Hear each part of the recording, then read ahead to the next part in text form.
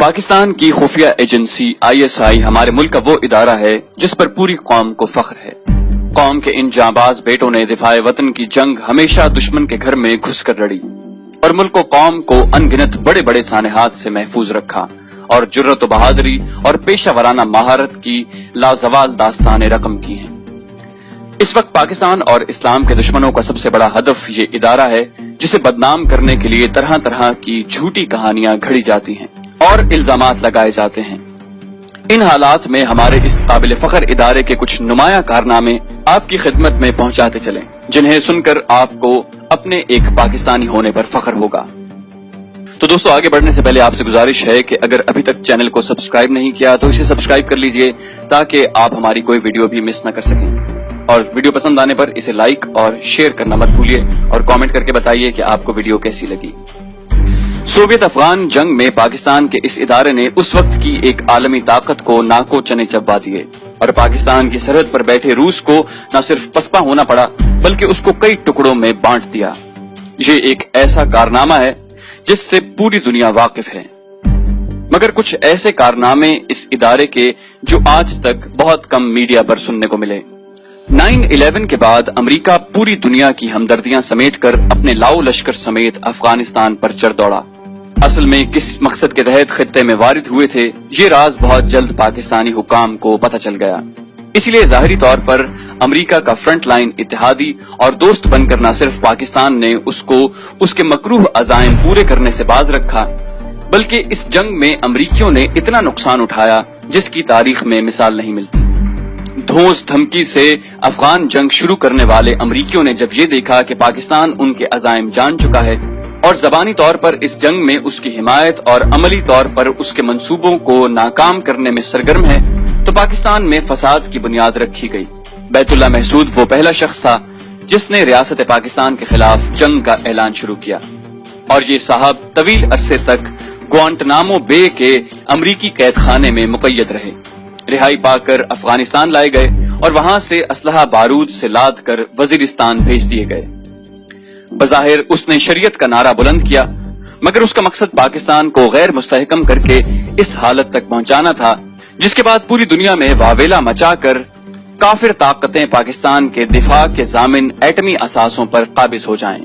اسی مقصد کے لیے امریکیوں نے اسے رہا کیا اور ہر طرح کا اسلحہ بارود اور پیسے سے اس کو طاقت بخشی۔ تحریک طالبان کی بنیاد پڑتے ہی پاکستان میں نہتے لوگوں اور سیکیورٹی اداروں پر حملے شروع ہو چکے تھے۔ دوسری طرف افغانستان میں شروع ہونے والی گوریلا جنگ امریکہ کو پریشان کیے ہوئے تھی۔ ایسے میں پاکستانی اداروں کی افغان جنگ کے بارے میں حکمت عملی کا سراغ لگانے کے لیے CIA نے بارہا ISI کی صفوں میں اپنے ایجنٹ گھسانے کی کوشش کی، مگر اسے ہر دفعہ ناکامی کا منہ دیکھنا پڑا۔ لیکن اس وقت امریکیوں کی خوشی کی انتہا نہ رہی جب ان کو دو لوگ ایسے مل گئے جو ISI میں رہتے ہوئے امریکہ کے لیے کام کرنے پر تیار ہو گئے۔ ان لوگوں نے CIA کے ساتھ رہتے ہوئے CIA کو غلط اطلاعات دینے کے ساتھ ساتھ CIA کی خفیہ معلومات چرائیں اور ایسے اہم لوگوں کا سراغ لگایا جو پاکستان میں امریکی مفادات پورے کر رہے تھے۔ اسی عرصے میں ایک دفعہ ان ڈبل ایجنٹس نے CIA کو قبائلی علاقے میں ایک اہم طالبان کمانڈر کی موجودگی کی اطلاع دی، جس پر امریکی فوری طور پر حرکت میں آئے اور ڈرون حملہ کر کے مذکورہ جگہ کے پرخچے اڑا دیے۔ لیکن اگلے دن امریکیوں کی حیرت اور صدمے کی انتہا نہ رہی جب انہیں پتہ چلا کہ اس خیمے میں انہوں نے اپنے ہی ایک اہم مہرے بیت اللہ محسود کو ہلاک کر دیا ہے۔ اس خبر کو سن کر امریکی دانت پیس کر رہ گئے اور آج تک CIA ان دو ایجنٹس کو ڈھونڈ رہی ہے۔ افغان جنگ ہی میں شکست و ریخت کا شکار ہونے کے بعد 2011 کے اوائل میں امریکیوں نے مطالبہ کیا کہ پاکستان افغان طالبان کے ساتھ ان کے مذاکرات کا اہتمام کرے۔ پاکستان کے اپنے مفادات ہیں، اسی لیے کسی کو ڈکٹیشن لینے کے بجائے ہمارے عسکری ادارے وہی فیصلہ کرتے ہیں جو ملک و قوم کے مفاد میں یا دشمن کے لیے مہلک ہو۔ پاکستان کی طرف سے تسلی بخش جواب نہ ملنے پر برطانوی خفیہ ایجنسی نے طالبان کے ساتھ رابطے کی کوششیں شروع کر دیں۔ ایسے میں کچھ لوگوں نے بلوچستان کے سرحدی علاقے میں ایک طالبان کمانڈر جو اصل میں ISI کا اہلکار تھا اس سے ان کا رابطہ کروایا۔ مذاکرات شروع ہوئے، مختلف شرائط طے ہوئیں اور پھر ایک دن افغانستان کے مخصوص علاقے میں امریکیوں پر حملے بند کرنے کے عوض 6.5 लाख पाउंड लेकर वो शख्स रफू चक्कर हो गया और अपनी कौम को जेम्स बॉन्ड 007 की मूवीज से इम्प्रेस करने वाले गोरों ने शर्मिंदगी के मारे इस वाकये को मीडिया पर नहीं आने दिया।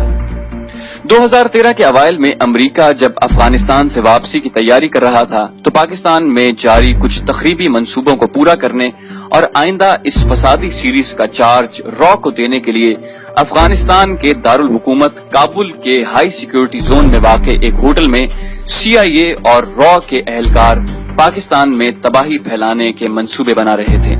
इसी दौरान होटल पर हमला हो गया और इस मीटिंग में शरीक तमाम लोग हलाक हो गए।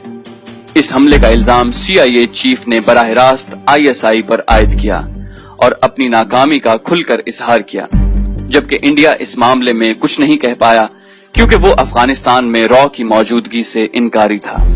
2014 के अवाइल में जब हुकूमत तालिबान मुज़ाकरात की बात शुरू हुई और तालिबान सरबराह हकीम महसूद की तरफ से बातचीत पर रजामंदी का इजहार किया गया तो फौरी तौर पर अमरीकी हरकत में आ गए और ड्रोन हमले के जरिए उसे ठिकाने लगा दिया गया।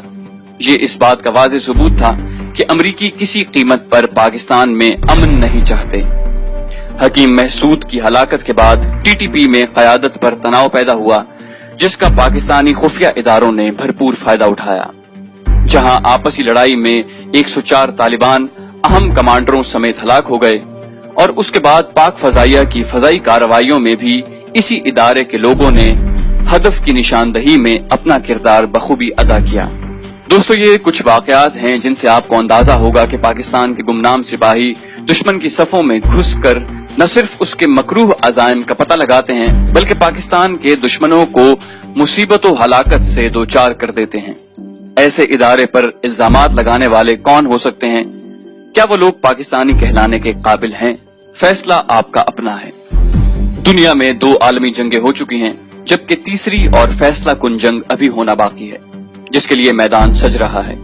ये जंग मुसलमानों और यहूदियों के दरमियान होगी। अगर हम देखें तो दुनिया में इस वक्त 2 ममालिक ही खालिस मजहब की बुनियाद पर बने हैं, एक पाकिस्तान और एक इसराइल।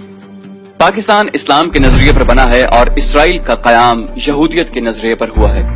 आप खुद गौर करें कि दोनों ममालिक एक दूसरे के बदतरीन दुश्मन हैं। ये बात अलग और काबिल गौर कि पाकिस्तान और इसराइल